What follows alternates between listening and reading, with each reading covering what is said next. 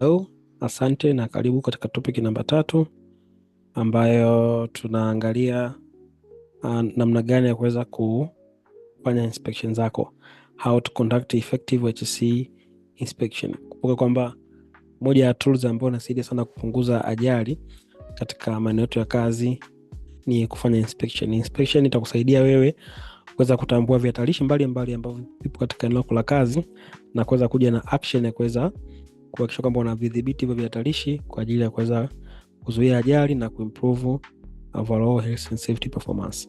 Kwa hiyo hii module tutaangalia namna gani ya kuweza kufanya inspection kwa usahihi au how to conduct effective HSE inspection. Karibuni.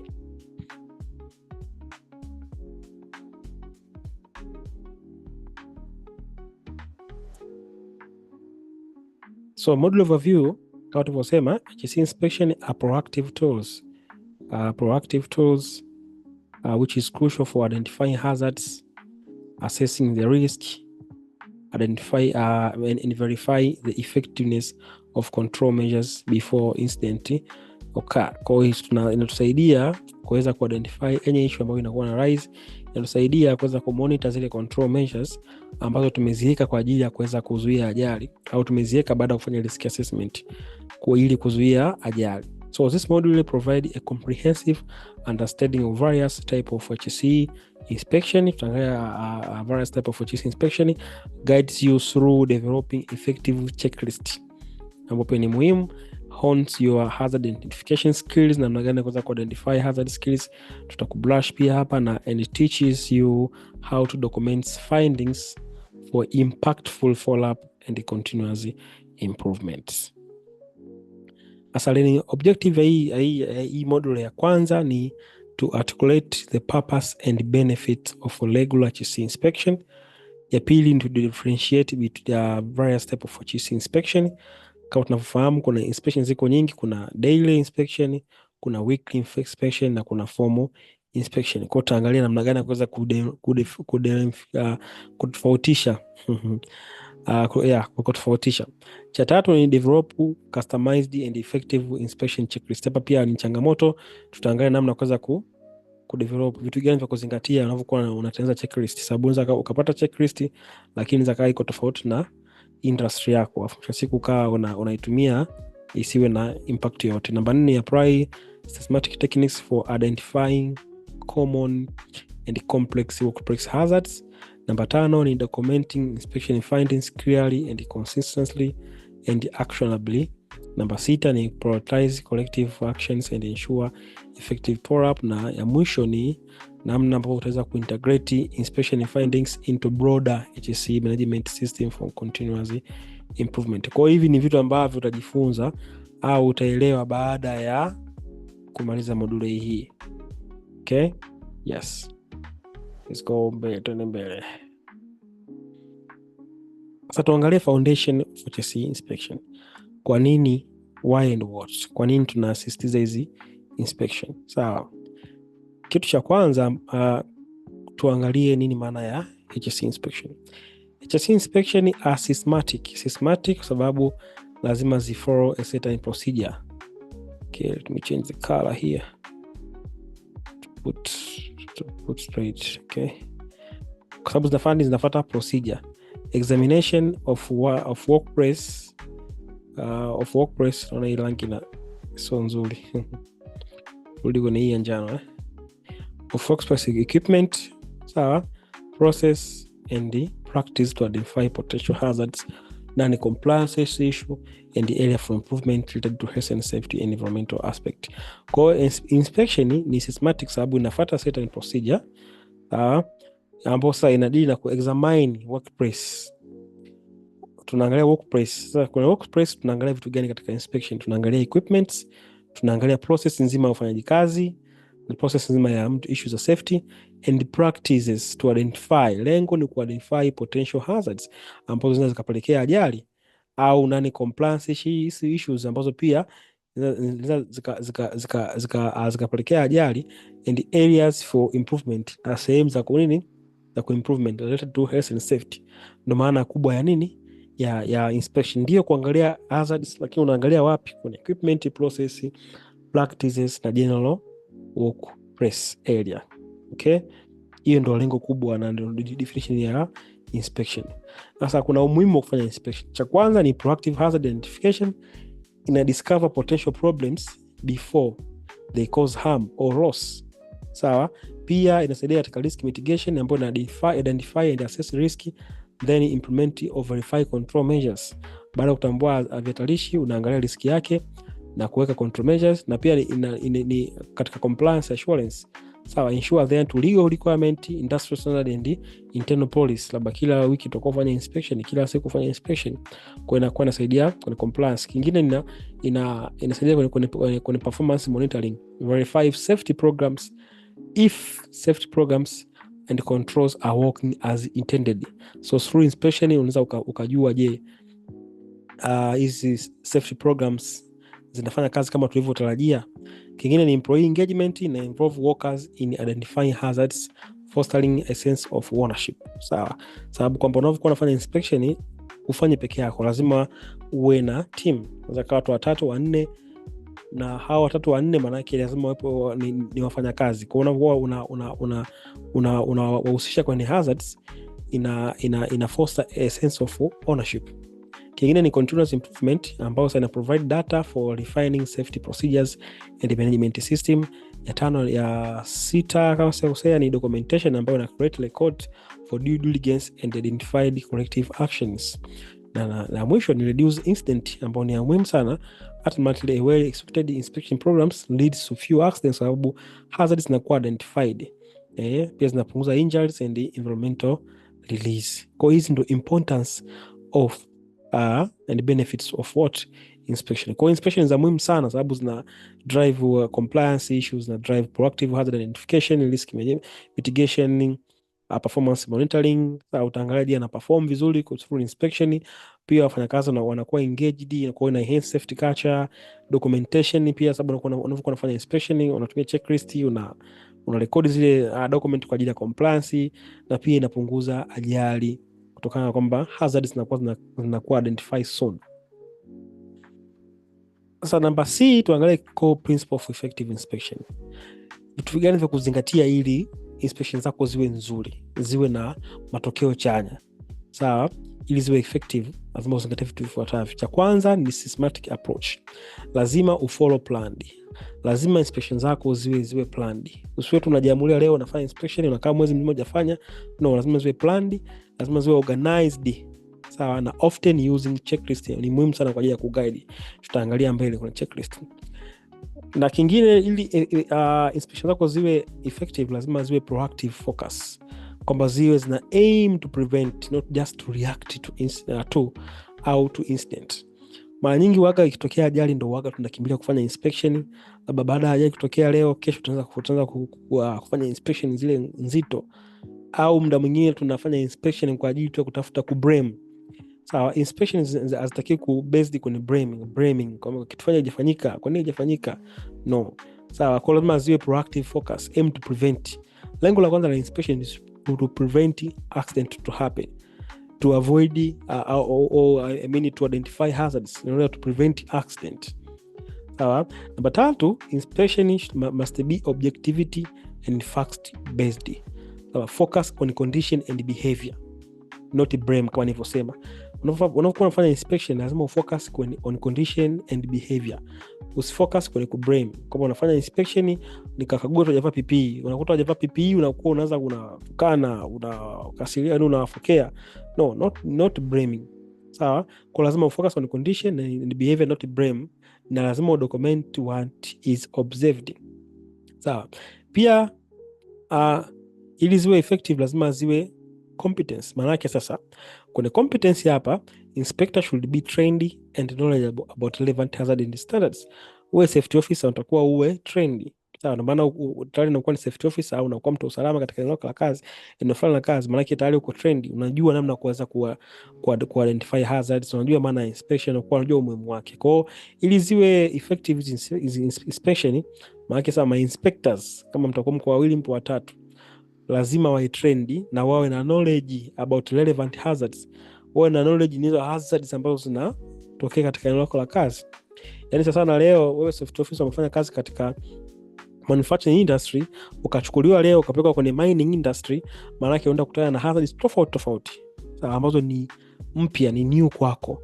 Kwa lazima uwe trendy kwenye about relevant hazard and standard ili uweze kufanya inspection.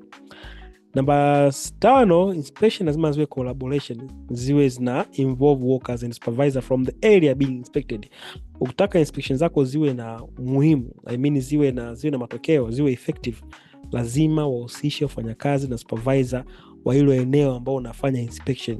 Mbali na hapo zitakuwa hazina faida. Zitakuwa ndio zina faida, lakini faida yake itakuwa ni chache sana. Matokeo ya inspection yatakuwa ni madogo sana. Maana hata hazards ambazo uta identify zitakuwa ni chache. Sawa? Kwa hiyo ili ziwe zina maana, ziwe na mashiko, lazima wahusishe wafanyakazi wanaofanya kazi katika hiyo sehemu ambayo una inspect, aidha wapo supervisor mmoja hata na mfanyakazi mmoja. Kingine, inspection zako lazima zitakuwa zina maana zaidi kama utafanya documentations. All findings, action and follow up must be recorded. Sawa? Ni muhimu sana kurekodi findings zote za inspection. Na mwisho, ambayo ni ya muhimu pia, lazima ufanye follow up. Critical for ensuring identified issues are resolved effectively. Zile issues zote ambazo zinakuwa raised baada ya kufanya inspection, lazima ufanye follow up kama zimefanywa kazi. Kama zitakuwa zimefanywa kazi, maana yake mwisho wa siku kutakuwa kuna improvement katika safety katika eneo lako la kazi. Tuangalie type of HSE inspection. Ziko aina nyingi, lakini hapa nimeweka 3 ambazo 4 6 ambazo ni common. Sawa? Ambayo ya kwanza ni informal au daily walkthrough. Sawa? Hii daily walkthrough unataka kufanya inspection ya ambayo ni informal, ambayo ni ile daily walkthrough. Sawa? Ambayo labda unaweza kuwa ni supervisor unafanya tu checks, au mwenyewe safety officer unafanya checks. Kwa huo nani ambaye anafanya hizi daily walkthrough ni supervisor, team leader or even experienced workers, anaweza kana fanya zile daily walkthrough. Sawa?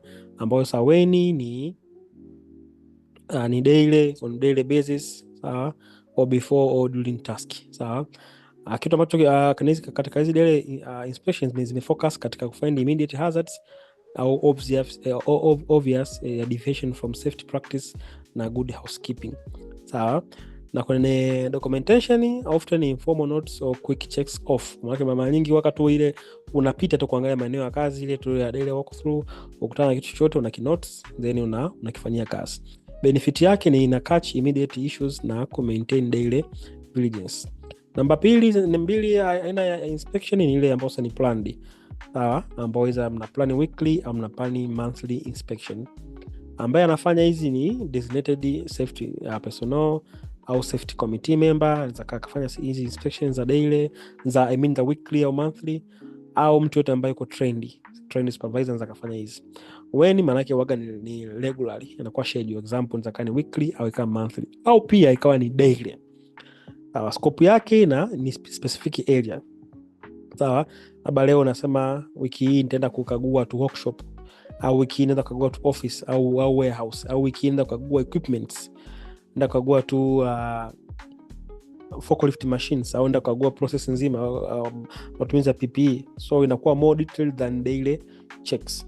Na kwenye documentation inakuwa ni iko structured, ambapo inakuwa ni checklist, inakuwa iko structured, inakuwa unaifuata. Na lazima kuwa kuna formal reports. Inaweza kuwa na report ambayo ni fupi ya kuelezea hizo findings zako. Benefit yake ina go deeper dive into specific area na identify recurring problems. Aina 3 ya inspection ni formal au tunaita comprehensive au annual inspection, ambapo mara nyingi annual inspection huwa inafanyika sana na senior management au cross function teams au external expert, kama tunavyonaga OSHA wanafanyaga zile annual inspection. Sasa weni waga ni annual au semi annual. Inaweza kaa ni kila baada ya mwaka au kila baada ya miezi 6. Hii comprehensive au annual inspection inakuwa inafanyika. Scope yake maana yake inakuwa ina cover entire facility, overall HSE management system na specific high risk operations. Sawa? Na may cover compliance with multiple regulation. Kwa hiyo iko very broadly, sababu ina cover full HSE management system na pia inaangalia issue za compliance. na documentation yake lazima ije na detailed report with recommendation na action plan, kama vile TOSHA wanavyofanya. Wakifanya inspection yao lazima waje na report na waje na waombe action plan yako, sawa. Kwa hata hii ni sehemu hivyo, lazima iwe detailed report ya kutosha, na inakuwa ina some recommendation na pia action plan kwa ajili ya kuimprove katika issue ya safety. Benefit yake ni kubwa sana, iko ni strategic overview, ina identify systematic issue na often tied to regulatory compliance. Ya 4 ni specific area au equipment inspection. Hii ni pia ni type of inspection ambayo sasa nani ambaye anafanya inspection ni designated competent person. Labda kama ni operator anafanya inspection kwenye mashine yake, labda ni forklift au kama ni dereva anafanya inspection ya gari lake. Weni ni as per schedule, mara nyingi ni mfano kama ni daily forklift checks, monthly fire extinguisher inspection, quarterly radar inspection and so on. Scope yake inakuwa na focus on one type of equipment or specific hazards area, na documentation lazima kuwe na specialized checklist au muda mwingine kuna logbook. Na benefit yake sana hii hapa, ina ensure critical equipment areas are always safety and compliant. Namba 5 ambayo ni pia ni inspection, ni ile pre-use au pre-task inspection, ambaye nani anafanya ni operator au worker before starting a task. Muda mwingine kuna kazi ambazo zinahitajika kufanya inspection kabla ya kuanza kazi. Kwa weni ni immediate before using equipment or starting a job, na scope yake inakuwa ina basic safety checks to ensure equipment is functional and area is safe for immediate task. Example, pre-start vehicle checks, JSA for specific task. Documentation yake sasa hii maana yake ni often a simple checklist or verbal information, japo I prefer checklist. Benefit ni ina catch immediate critical safety defects or situation hazards. Na ya mwisho katika type of inspection ni regulatory or external audits. Sawa, nani ambaye anafanya ni government regulators, mfano ni OSHA waga wanafanya. When ni unschedule or schedule based on regulatory cycle or certifications need, lakini mara nyingi waga hizi zinakuwa ni schedule. Scope mara nyingi ni compliance with specific laws na regulation or standards. Hizi audits mara nyingi wanaangalia compliance na specific law, regulations, standards na pia hata na internal procedures. Documentation mara nyingi waga ni formal audit report, inakuwa inaandaliwa with findings and legal implication, na benefit yake ina ensure legal compliance and external validation of the system. Kwa hizi ndo types of HSE inspection ambazo nyingi ni common. Sasa tuangalie namba 2 part 2, namna kuweza kujiandaa kwa ajili ya inspection. Sawa? Yes. Kwa kabla kwanza inspection lazima udefine scope na objective, kwamba inspection ndio kufanya wapi na objective yangu ni ya nini. Kwa lazima uchague useme ni ile gani ndio kufanya equipment, au ni ile gani ambayo kufanya inspection, au labda ni equipment fulani ndio kufanya inspection au process.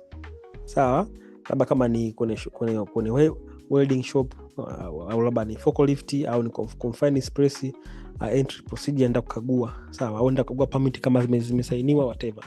Kwa nini ndio kufanya hii inspection? Sasa pia ujiulize why are you conducting this inspection. Kwa lazima ujiulize kwa nini ndio kufanya inspection. Sawa, labda to identify strip hazards, sawa, to check for PPE compliances na vitu vingine. Sawa, na pia lazima ujiulize what specific hazards or areas are you focusing on with the chosen scope. Mfano electrical wiring, emergency system and etc. Kwa kabla kwanza inspection lazima ujiulize, ujue scope ya hiyo inspection kama unataka kufanya na unaenda wapi kufanya. Sawa, kwa nini unataka kufanya na kitu gani unaenda kuangalia. Sawa, cha pili sasa lazima udevelop checklist. Lazima una checklist kwa ajili ya kukusaidia kwanza consistency, itakusaidia pia kuweza kutokuruka vitu vya muhimu, maana yake kugusa kila maeneo, na pia itakusaidia katika documentation, ita-act kama evidence kwa ajili ya compliance issues. Sawa, so kwa nini utumie checklist? Cha kwanza ina ensure all keys area covered. Sawa, cha pili ina provide structure systematic approach inakuwa iko structured na inakuwa systematic approach. Ya pili ina serve as memory aid for inspection, sababu unaweza kusahau baadhi ya vitu, lakini ukipitia checklist inakusaidia kukukumbusha na kuweza kufanya inspection iwe vizuri. Cha nne ina facilitate consistency reporting. Unapokuwa hata pia unatoa ripoti, unatoa pia na evidence ya checklist yako. Ya tano ina provide record of what was checked kwa ajili ya compliance. Sawa? Sasa tuangalie characteristic za good checklist. Cha kwanza, checklist lazima ziwe clear na ziwe concise. Sawa? Kwa maana ziwe easy to understand na simple language, kwamba kila mmoja anaweza kuielewa na kuisoma. Cha pili, lazima ziwe actionable. Maana yake question should guide specific observation, kwamba checklist zako ziwe na ziguide specific observation. Sawa? Mfano, is PPE worn correctly? Hiyo maana yake iko specific. Lakini ukiandika kwamba instead of just ukaandika tu PPE, sawa? Kwa lazima ziwe maswali yake yawe specific. Sawa? Cha namba 4 ndio hiyo specific, kwamba avoid vague term. Mfano kama a fire extinguisher clearly marked, hii maana yake iko specific, iko vizuri. Instead of writing things okay, maana yake I think okay, which thing is okay. Kwa maana lazima uwe specific, useme kitu gani ambacho kipo clear. Namba 4, lazima ziwe comprehensive but not overwhelming, kwamba ina cover essential point without being excessively long. Checklist haitaki kuwa ndefu sana, labda kama eneo lako la kazi ni kubwa. Kwa lazima iwe short na iwe specific, kwa ina cover zile essential points. Namba 6 ni lazima iwe customizable, kwamba iwe tailor specific area, equipment or task. Kwa lazima ilindane na task, ilindane na equipment, na pia ilindane na specific area. Na pia kwenye checklist yako, kama tunavyojua siku zote, lazima use yes, no au not applicable. Maana lazima utumie simple response with space for comment. Kama ni no, basi lazima pale mbele kuwe na space ya comment kwa nini no. Okay? Yes. Sasa unaweza kujiuliza, unaweza ukatoa wapi source, yani ukatoa content ya kuandika kwenye checklist yako. Umwambia bwana, hebu andaa checklist labda ya kufanya kazi garage. Sawa? Utatoa wapi content? Utakuta sasa naandaaje, naanzia wapi, hujui. Sasa hapa kuna ideas, kuna sources za ideas for checklist content. Sawa? Unaweza ukatoa content kutokana labda na ajali. Sawa? A previous incident, near miss report and investigation. Report lazima itakuja na zile key root causes na immediate causes. Zile root causes na immediate causes unaweza kutumia kwa ajili ya kuweza kutengeneza checklist, au kutumia kwa ajili ya kuimprove checklist yako. Sawa? Namba 2, job hazard analysis and risk assessment for the area. Unapokuwa unafanya risk assessment, unatengeneza control measures, na pia kuna additional control measures. Kwa zile control measures unaweza ukazitumia, au risk assessment unaweza ukaitumia kwa ajili ya kuweza kutengeneza checklist content yake, zile findings. Sawa? Namba 3, relevant safety data sheet SDS for chemicals. Kama tunavyoelewa, chemicals zinapokuja katika eneo la kazi na kuaga na ile sheet yake ambayo inaelezea how harm the chemical is. Sawa? Kwa ile zile MCDS unaweza kutumia pia kwa ajili ya kutengeneza content ya checklist yako. Manufacturing instruction for equipment pia unaweza kutumia zile user manual, company safety policy, procedure and work instruction unaweza kutumia. Sawa? Kwa ajili ya kutengeneza checklist yako. Regulatory requirement, OSHA standards, local building codes. Sawa? Pia unaweza kutumia best practice guide from industrial association. Pia unaweza kutumia kwa ajili ya kuweza kufanyaje, kutengeneza checklist yako. Sawa? Sasa tumeona hapo, tuje sasa part C, gathering resources. Unavyokuwa unataka ukafanya inspection, resources gani ambazo unataka uzipitie au uzibebe au uzitumie katika kufanya inspection ya kwanza. Inspection yako. Cha kwanza, lazima uwe na relevant documents. Sawa?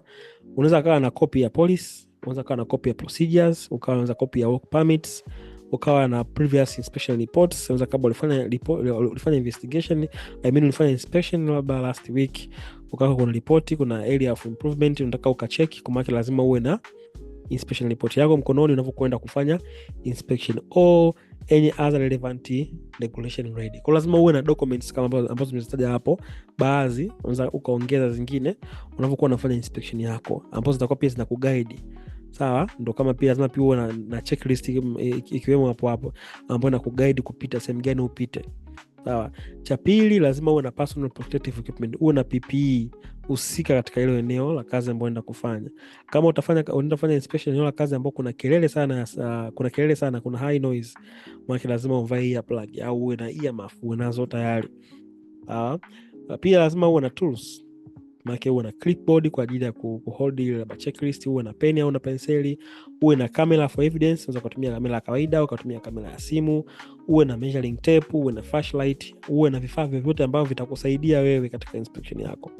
Na kingine, ili inspection yako kabla hujaanza inspection lazima involve relevant personnel. Maana kama unafanya inspection kwenye workshop, unaweza kumpigia simu tu workshop au kumpa taarifa hata kesho nitakuja kufanya inspection katika kwenye workshop saa 3, kwa hiyo tunataka uwepo na mtu mmoja au watu wawili kwa ajili ya kuweza kuguide. Kwa lazima involve relevant personnel.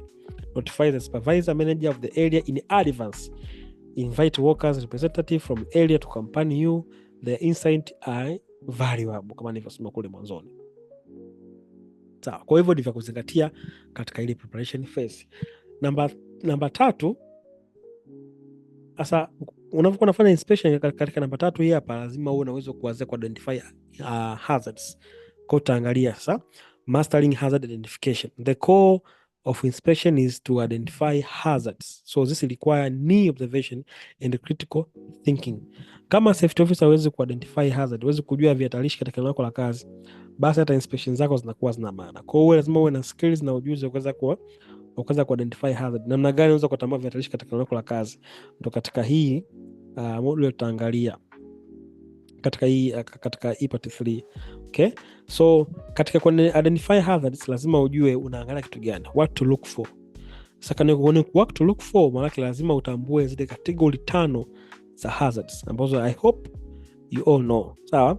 Ambayo ya kwanza ni physical hazards kama unafahamu, slips, trips, fall, unguarded machinery, excessive noise, vibration, extreme temperature. Tutaangalia pia kwenye topic ya risk assessment. Category nyingine ni chemical hazards, biological hazards, economic hazards, psychological hazards, psychosocial hazards, behavioral hazards na environmental hazards. Kwa lazima uwe na uwezo wa kuweza kutambua hizi hazard category, ili hata unapokuwa unaenda katika eneo la kazi unakuwa na uwezo wa kujua kwamba environmental hazards ni ipi hapa, behavioral hazard hapa ni ipi, psychosocial hazard hapa ni ipi, economic hazard hapa ni ipi, biological hazard hapa ni ipi, chemical na physical. Kwa lazima ujue hizi hazard category, which I hope so we all know this. Okay? Yes, kwa unapokuwa unafanya inspection lazima kisha unafahamu. Kama hufahamu, maana lazima ujue, sababu moja wapo ya msingi wa mkuu wa safety officer ni kuweza kutambua categories za hazards. Okay?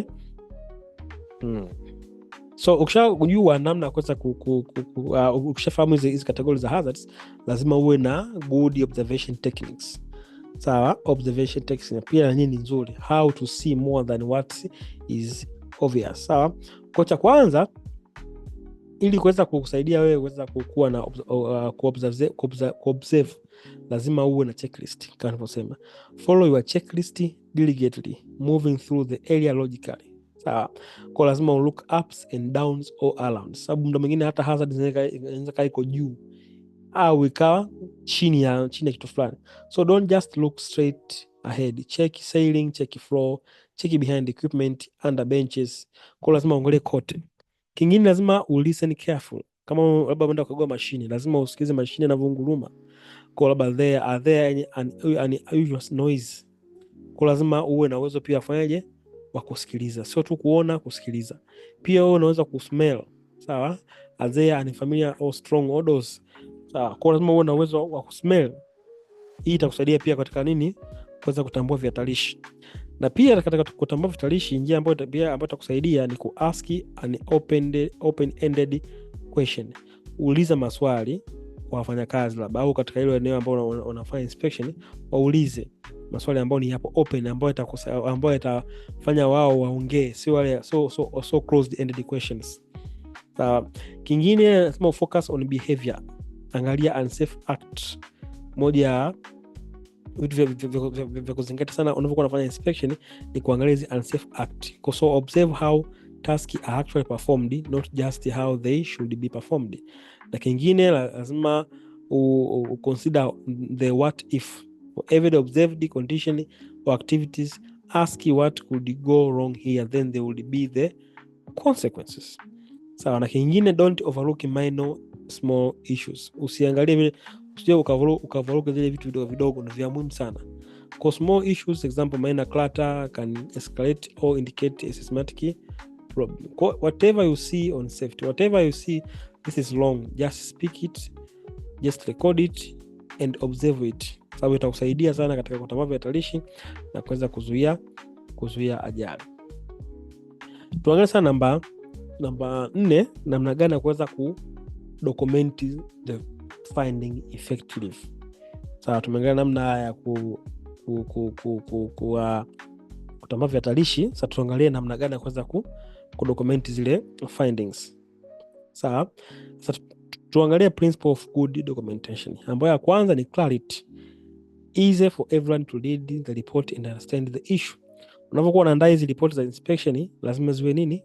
Clarity, kwa mtu anaweza akaelewa. Cha pili ni accuracy, lazima ziwe accurate. Sawa. Cha 4 lazima ziwe specificity. Sawa, include what, where, when and who. Sawa. Mfano labda kama umeobserve bad wiring. Sawa, umeobserve bad wiring, umesema labda exposed electrical wiring, observe, hiyo ndo what. Where, at the south wall near hapa. Okay. When, mdau hapa. Sawa, kwa lazima useme who kama unaweza ukamtaja. Okay. Cha kingine lazima report ya documentation yako ya report lazima iwe consistency, get to the point, avoid length narrative. Okay. Na lazima iwe na action oriented, maana kwamba each finding should lead to clear collective action. Na nyingine lazima iwe na evidence. Inspection bila evidence hamna kitu. Kwa lazima uwe na evidence za photos to support findings. They are powerful for visual proof. Okay? Sasa vitu gani vya kurekodi katika kila inspection findings au kila inspection report? Cha kwanza lazima uweke kwenye findings zako za inspection, lazima uweke date and time. Sawa, lazima uweke location ambapo umeenda kuinspect, lazima useme hazards na nani compliance description. Sawa, lazima uweke evidence ya photo, lazima uweke kila hazards ambao umeidentify na risk yake, lazima uweke risk severity, labda je hii hazard na risk severity yake ni medium, ni low. Sawa, kwa ajili ya kuweza kusaidia kwenye nini, kwenye prioritization. Na kingine lazima urecommend collective action, kitu ambacho cha muhimu sana na pia na mojawapo ya malengo muhimu ya kufanya inspection. Ushatambua kuna tatizo, lazima uje na recommend na collective actions.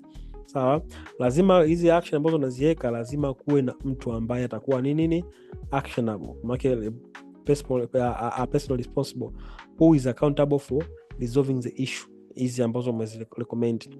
Sawa, na ukishaweka mtu ambaye atafuatilia hiyo action kutokana na hizo inspection, lazima uweke target completion date, lazima uweke lini atafunga hii action. Tumesema labda kama PPE hazitoshi, wafanyakazi hawana PPE, labda wafanyakazi 20 hawana PPE, kwa maana yake unaweka action kwamba PPE lazima zinunuliwe, kutoka zinunuliwe, naye atakayenunua labda ni watu wa procurement watanunua baada ya muda gani, labda baada ya wiki 2, unaweka pale 2 weeks, au unaweka ile date ya ambayo utakuwa nanili. Sawa, na pia action ikishakuwa closed, labda hizo PPE zishanunuliwa, lazima uende ukaifunge hiyo action. Utaifungaje? Ukishatengeneza action ambazo zitakaa na Excel. Sawa, unaweza kaa na Excel, unaweka action zako kule, labda mtu fulani kapewa action fulani, labda iko open au iko closed. Kwa kama mtu atakamilisha ile action yake, unaenda kule kwenye tracker yako, labda ni Excel, una close hiyo action na tarehe ambayo afanyaje amefunga. Na verify lazima baada ya mtu kukugea ile action kufungwa, lazima ukaverify. Sababu mfano unaweza kusema labda wafanyakazi hawana PPE, ndio wakaenda wakanunua viatu, lakini ukienda site ukuta labda viatu vinunuliwa vya quality ambayo sio nzuri. Kwa maana lazima ile action tena itakuwa reopened, kwamba ukanunulie viatu ambavyo nini viko technical standards. Sawa. Pia kuna inspection siku hizi watu wengi siku hizi wanatumia using digital tools, wanatumia application, wanatumia website kwa ajili ya kuweza kufanyaje, kuandaa hizi report na kuweza hata pia kuweza kuidentify hazards na vitu vingine. Sasa tuangalie post inspection. Sawa.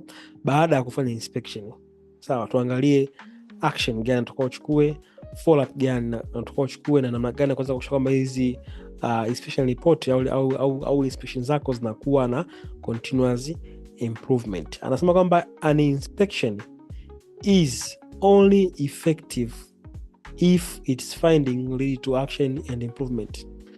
If inspection zako zitakuwa effective labda pale ambapo findings ambazo unazipata zinachukuliwa hatua na kwa ajili ya kufanyaje, ya kuimprove. Sawa. Kwa hiyo sasa baada ya kufanya inspection na ukapata finding, kitu cha kwanza lazima uprioritize findings. Sawa, umefanya inspection ukaja na findings za kutosha, ukarate zile risk zako, medium, high risk. Kitu cha kuzingatia, lazima uzingatie kwamba immediate hazards, any condition posing an immediate danger should be addressed immediately. Sawa, mfano labda using stop work authority if authorized.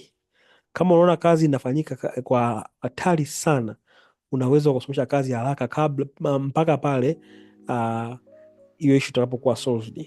Kwa hiyo unapokuwa unafanya hizi inspection lazima uzipe immediate hazards immediately priority. Sawa.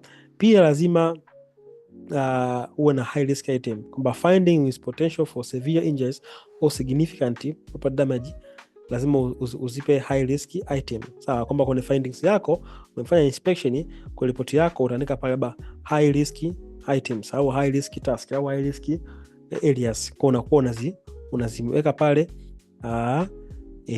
kwa ajili ya kuweza kuna. Kingine ni regulatory non compliance issues. Kwa hiyo katika report yako lazima pia useme non compliance issues. Sawa, kwamba issues that could lead to fines or legal action lazima upale mention. Na kingine kio pia mention ni frequent or recurring issue, even if low severity recurrence indicators indicate a system problem. Katika report yako pia ili iwe na mantiki, ili ilete improvement, lazima ulisti zile issue ambazo zinajirudia kila siku, labda near misses same near misses au the same hazards na kwa zinaripotiwa kila siku, kwa lazima uonyeshe kwa report yako. Kingine ni easy wins. Sawa, easy wins maana yake lazima simple issues that can be fixed quickly, building momentum and morale. Sawa, kwa lazima uhakikisha kwamba zile issue ambazo zinaweza ukazifix haraka, kisha unazifix haraka ili kuweza kubuild momentum and morale. Sababu kama fanya kazi akalize issue katika inspection ukaifunga hapo maana italize morale, itamfanya aone kwamba anazingatiwa. Sawa, kwa hiyo moja wapo ya mbinu nzuri ni easy wins. Zile action ambazo unahisi kama unaweza kufunga ndani ya masaa mawili, ndani ya siku moja, zifunge kwa mapema kwa ajili ya kuweza kuincrease morale na building momentum. Okay? Yes. Okay, pia katika ukitaka inspection findings zako ziwe zina mantiki au ziwe na matokeo sahihi, hakikisha unavyokuwa una sign zile action kwamba baada ya report ya inspection kuna kazi moja mbili tatu ambayo inatakiwa ifanyike. Hakikisha unampa kila mtu kufuatilia ile kazi na unampa deadline, tarehe ya kucomplete. Sawa, kwa lazima uprovide a clear ownership. Sawa, ensure each action item is assigned to a specific person or team. Sawa, lazima pia uweke realistic time, kwamba set achievable deadline for collective action, na pia lazima ucommunicate. Umetoa action, lazima ushare findings and assigned action with the relevant parties. Umempa mtu action, mpe taarifa, ajue kwa nini amepewa action, kwa sababu gani na muda gani atakuwa afunge hiyo action. Ukishafanya hivyo na kuja namba C, lazima ufanye verification and follow up. Sawa, mfano kama action imefungwa lazima ukaverify. Mtu anaweza kusema amefunga action kumbe amekudanganya, kwa siku ikasababisha ajali. Kwa crucial steps ni pia ni verification and follow up. Don't assume an issue is fixed until it's verified. Amekwambia nimefunga action yangu, maana nenda kaangalie kama kweli. Sawa, na kwenda kuangalia kweli maana lazima ufanye physical verification. Re-inspect the area equipment to confirm the action was completely effective. Wamesema kwamba bana, tumenunua, wamekutumia picha, labda wewe umeenda sehemu kufanya inspection, umeona fanya kazi labda hawana PPE, hawana mikanda, hawana PPE zile ambazo ni basics, ukatoa action kwamba kuhakikisha kwamba PPE zinanunuliwa immediately, then wana respond kwako bana, tumenunua PPE, wametuma na picha kwamba hao wafanyakazi ambao walikuwa hawana PPE wamevaa PPE sasa hivi. Kwa lazima uende pale physically kuverify, sababu wenza wakavalishwa PPE, wapige picha then wakavuliwa. Sawa. Kingine cha muhimu, lazima ufanye documentation. Sawa. Update the inspection report or action tracking system to mark the item as closed, including date and who verified it. Ni muhimu sana kufanya documentation. Kingine, lazima review effectiveness. For significant issue, consider if the collective action address the root cause or further action is needed. Kuna baadhi ya issue ambazo are very critical. Sawa. Unavyokuwa na review sasa, kama imekuwa closed, lazima review, okay, action imekuwa closed, je, imeleta improvement yoyote? Je, labda kama kuna issue kwa labda ile action lengo lake kubwa sana ni kwanza labda ku reduce near misses, number of near misses au number of first aid cases, ukakuja na action, je, after the action ikawa closed, lazima monitor, je, tumesha close the action, zile tabia zinajirudia au near misses na bado zinaripotiwa kama zamani. Okay, so lazima ukifanya hivi itakusaidia kwamba hizi inspection zako ziwe zina mantiki, ziwe zina drive continuous improvement. Namba D, lazima ili kuweza kusaidia pia inspection zako ziwe zina nguvu au ziwe na matokeo chanya, lazima kuwe kuna communication and learning. Kwa maana gani? Lazima ushare findings, sawa, kwa wafanyakazi wote au kwa wale watu stakeholder ambazo unahisi kama relevant, na pia lazima udiscuss reason kwamba discuss significance finding through box talks or safety meetings. Okay, zile findings una discuss kwa box talks au safety meetings. Na kingine, lazima hizi findings ambazo unazipata uzi integrate into system. Use inspection data to update risk assessment. Unaweza ukaja labda na inspection data yako au report yako ikatumika kufanyaje ku update risk assessment, au ikatumika ku revise procedures. Labda kwenye procedure kuna kitu kimekuwa missed ambacho kimekuwa identified kutokana na inspection, kwa uka revise procedure zako, au pia uka develop new training module.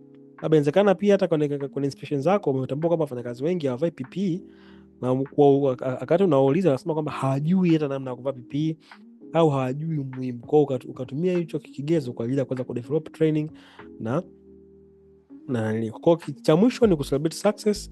Lazima acknowledge and improvement and effort made to enhance safety.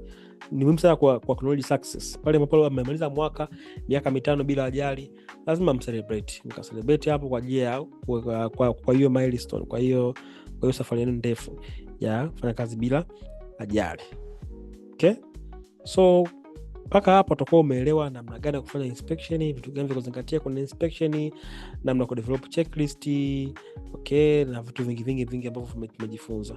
Okay, so HSE inspection are more than just checking boxes. Okay, they are dynamic tools that provide a critical insight into your workplace safety.